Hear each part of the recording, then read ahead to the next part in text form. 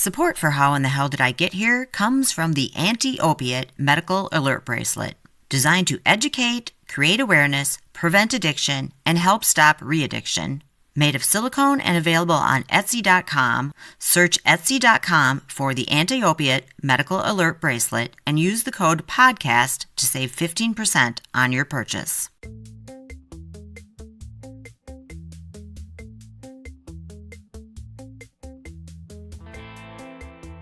Before we get started today, I wanted to give a shout out to you, our listeners. We're so happy to have you tuning in, and it means the world to myself and my sisters that you're listening. Thank you so much for your reviews, shares, and positive comments in our Facebook group. And we have a quick favor to ask, which is to please keep telling your friends and family about the show. You'd be surprised at how fast something can travel when you just pass it along.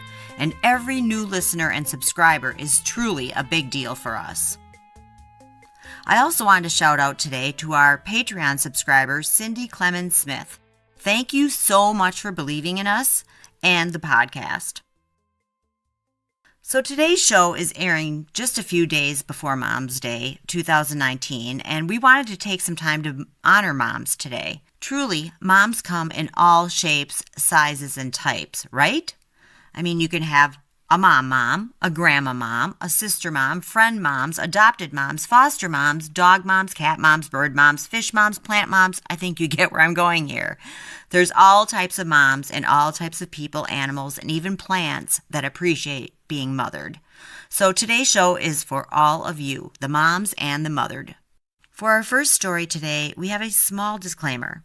Jenny and I participate in some behavior that maybe wouldn't go down in the Mom Hall of Fame, but that's the price you pay when you're helping your kids create memories, right? Even if they might be slightly traumatic ones. You'll understand when you hear it. In our second story, Jenny shares 3 mom moments illustrating the trials, tribulations, and joys of raising children. Jenny and her husband Bill are the parents of 3 unique, interesting, and entertaining kids, as you'll hear in these cute stories. This is Kim A. Flodin, and welcome to How in the Hell Did I Get Here? Quick note, today's episode contains swear words, even though it is about mothers and children.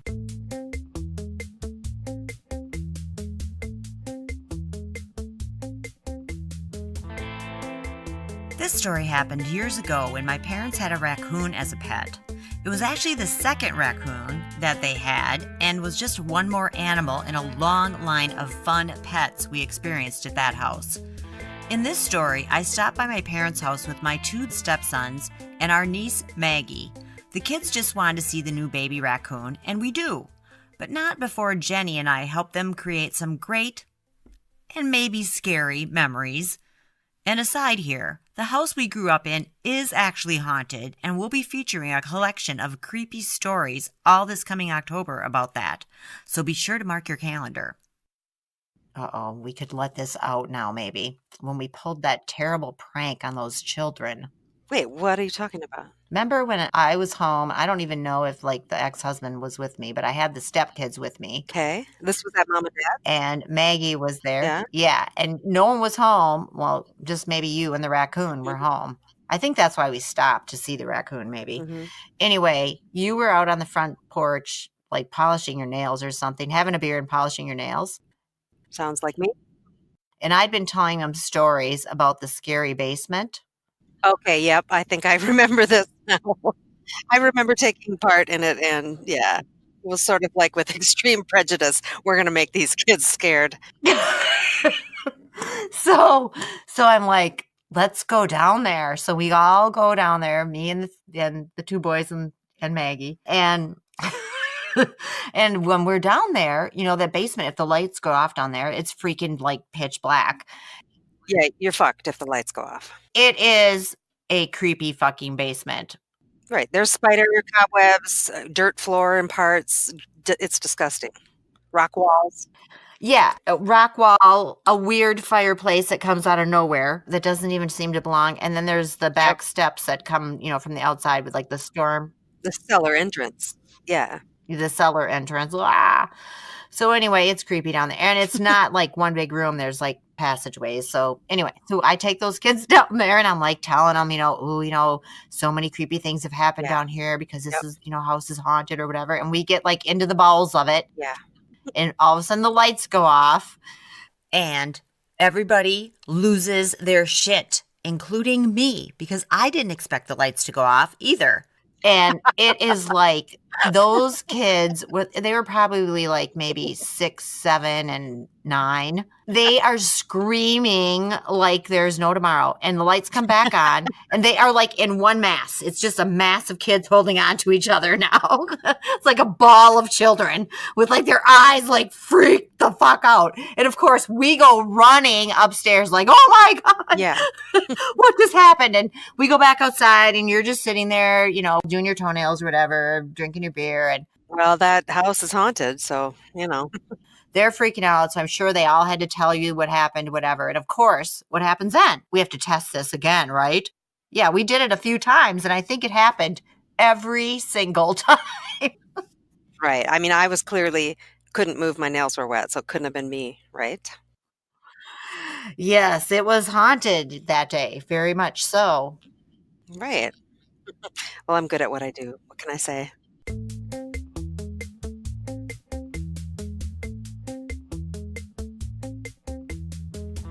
If you've been listening to the show, you might be starting to understand that myself and my family aren't quite what you'd call quote unquote normal or average.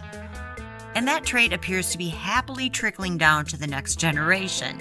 Here's Jenny with 3 short anecdotes about her 3 kids, Scott, Anna, and John, giving you a pretty good glimpse into what it's like to be their mother. When Scott was about 2.5, we still lived in our house in Eota, which was just a regular residential neighborhood house. And it was a beautiful Easter Sunday, one of those really super nice spring days where everybody's outside. And I don't know what we had been doing. We're not religious, so we had not been at church, but we were just up and dealing with the day. And I had let Fritz outside at my little sheltie outside to poop. And Scott went out there too, and he was just playing around. I think he had like some, not a big wheel, but little toys that you ride around. I opened the door to go out and kind of get the dog back in and make sure Scott's staying in the yard. And he's got his shorts down around his ankles and he's taking a shit in the front yard. What? How old was he? 2.5. And Oh my God. that's not the bad part. The bad part is our very nice neighbors across the street from us in their extended family, all dressed up for Easter Sunday, their Sunday best, are out in their front yard taking pictures. Scott's taking a dump.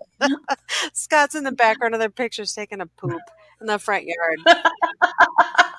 And so, he's only 2.5, so I was trying to be nice to him, but he was like a very obstinate child.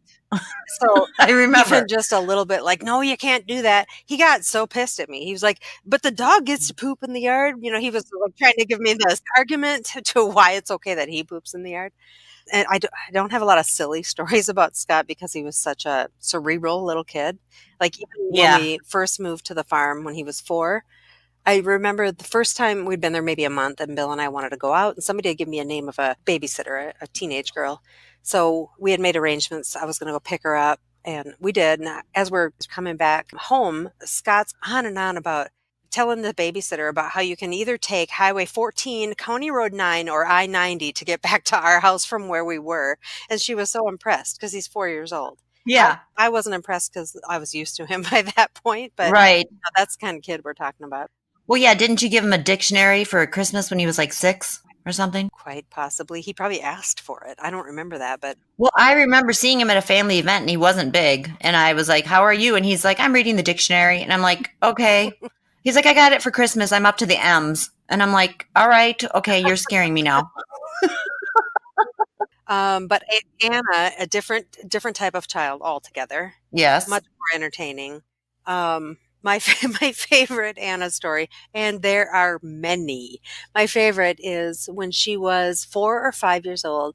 She had one of her friends. Again, we don't go to church, but one of her friends from preschool invited her to go to Bible camp with her all week. So it wasn't like overnight or anything. It just half a day. They go to Bible camp at their church together, and she was happy about it. She went with her friend, and either during that week sometime or right after that week of Bible camp that had apparently made an impact on her, middle of the night I wake up and you can sense somebody in the room, and I wake up and I open my eyes. Jenny has just been woken up by something in the middle of the night. Stay tuned to find out what happens next. Hey, it's Kim, and thanks so much for listening. And I really hope you're enjoying today's show so far. I'm just popping in to ask you a quick favor, which is to consider helping to support this podcast at Patreon. It's super easy. Just pop over to patreon.com and search for How in the Hell Did I Get Here, or hit the button on our website at howinthehellpodcast.com. What's in it for you? Well, for one thing, you're helping make a dream come true. And what's better than that? Also, we've got some great perks over there for you, including a chance to get to know myself and my sisters with a special slideshow from our lives, ad-free listening, discounts up to 50% off the merch in our fun store, and free coloring books and more. Check it out today. You can choose to support us for as low as $2 a month. With Jenny's kids, she just never knows what's going to happen. But one thing's for sure, she did not expect this.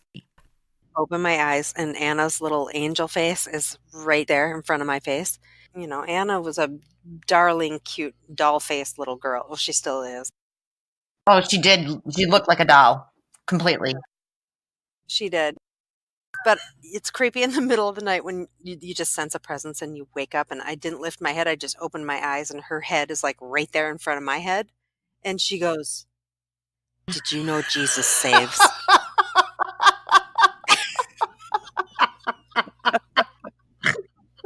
And I just said, "Okay, let's get you back to bed.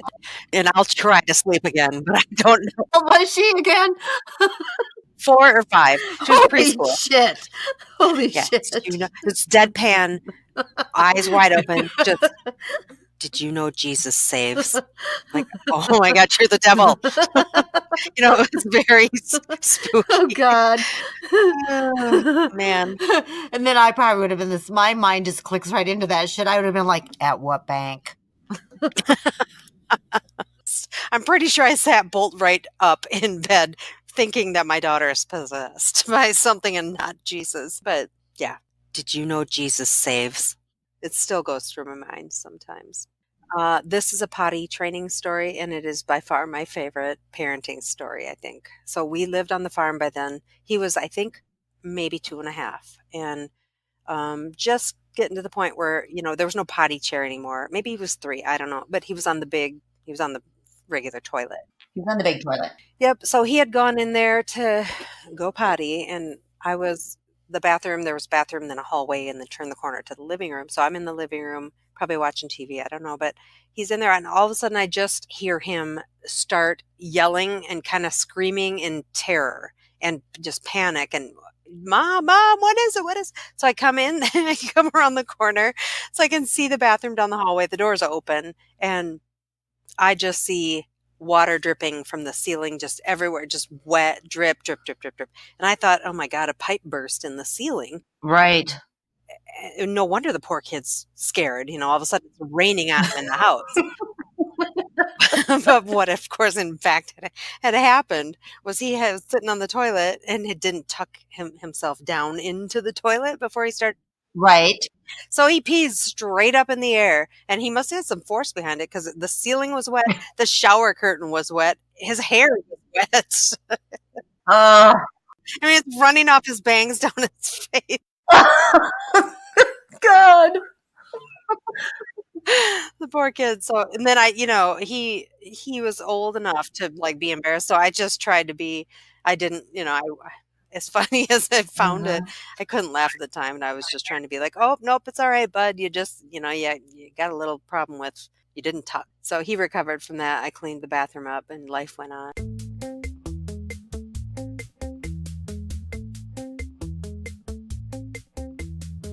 We hope you enjoyed today's show. If you did, please share it with your friends and family. If you have a crazy story for us about moms, kids, or anything else, call our hotline at 323-4 323-488-3303 and you might hear it on the air. That's 323-488-3303. You can also send us a written version to howinthehelldidigethere@gmail.com. Today's show was produced by your host, Kim A. Flodin, and features myself and Jenny Gardner. And thank you to our sponsor, the Anti-Opiate Medical Alert Bracelet. Save 15% when you use the code PODCAST on Etsy.com. Big thanks to Silent Partner for our theme song, 7th Floor Tango, and our ad music, Blue Skies. Meet you back here next week for more How in the Hell Did I Get Here stories. Until then, pay attention, my friends. You just never know when you might find yourself saying, how in the hell did I get here?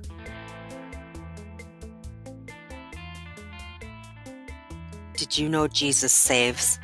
Did you know Jesus saves? Did you know Jesus saves?